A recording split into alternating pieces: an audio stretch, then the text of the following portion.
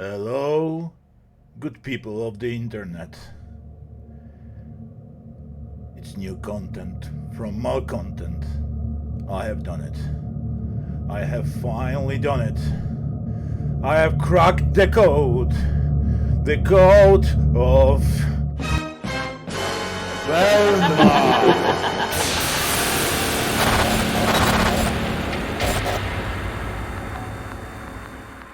For some time, I kept asking myself, why? What's the point of creating something that induces so much hate, so much pain, so much disgust, and so much aggression in people? What is the reason for paying a lot of people, animators, writers, showrunners, tons of money in order to produce garbage like this? What were the reasons? Well, people on the internet, I have the answer for you. And it's scarier than what you may have thought.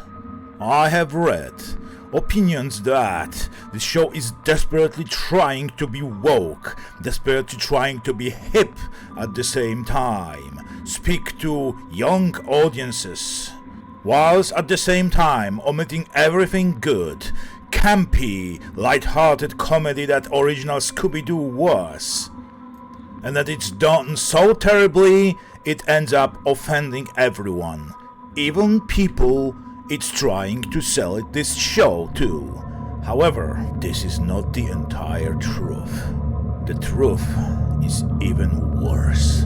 Prepare yourself for a couple words of wisdom. This is exactly how they planned it from the very beginning.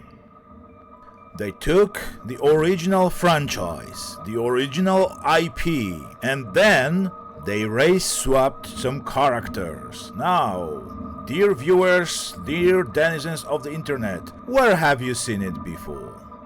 Do you remember the Witcher franchise where some characters were black for no reason? Do you remember Rings of Power where some elves and some hobbits, Harfoots, are also black? Do you remember what the reviews of these shows were? Well, those shows aren't very well received by the audience. But guess what? The main reason isn't the race. The main reason is terrible storytelling. But what was the creators' defense for accusations of shows having terrible writing? Yes, exactly. The defense was always the same. You are artists. You are taking this discussion to a race place. You did not like us blackwashing characters. This is what it's all about. This is what showrunners kept telling us. Now, let's take a look at VELMA. The writing is terrible. The story is pathetic. The characters are terrible cliches. And two of them have been race-swapped. And what is the defense? Of course, the defense is that everyone accusing the show of being garbage is artist. We are directly going into the race place with all this.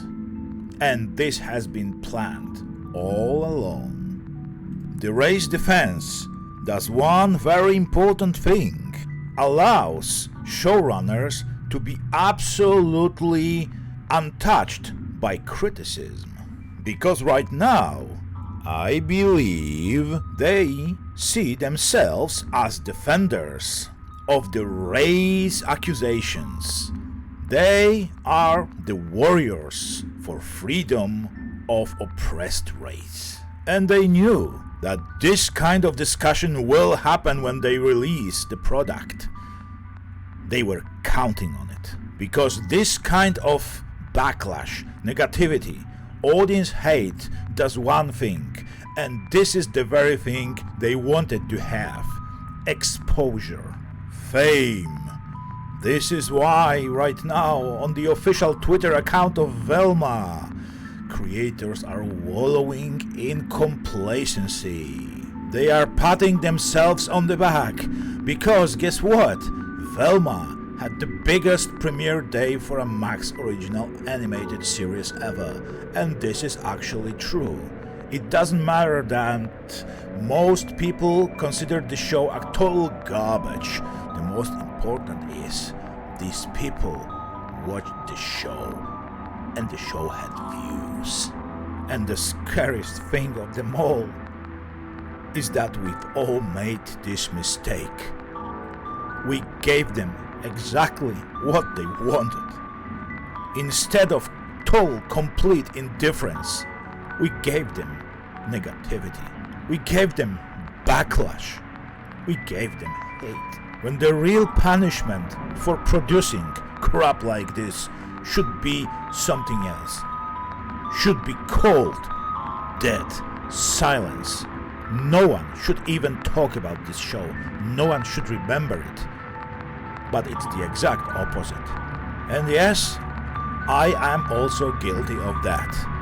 Because I also started producing content and I also started talking about Velma.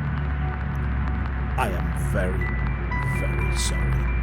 I am ashamed of myself, but there is no way back. I have to keep talking, and other YouTubers also will be talking about the show. The ship has sailed. Nothing will stop Velma now. See you soon.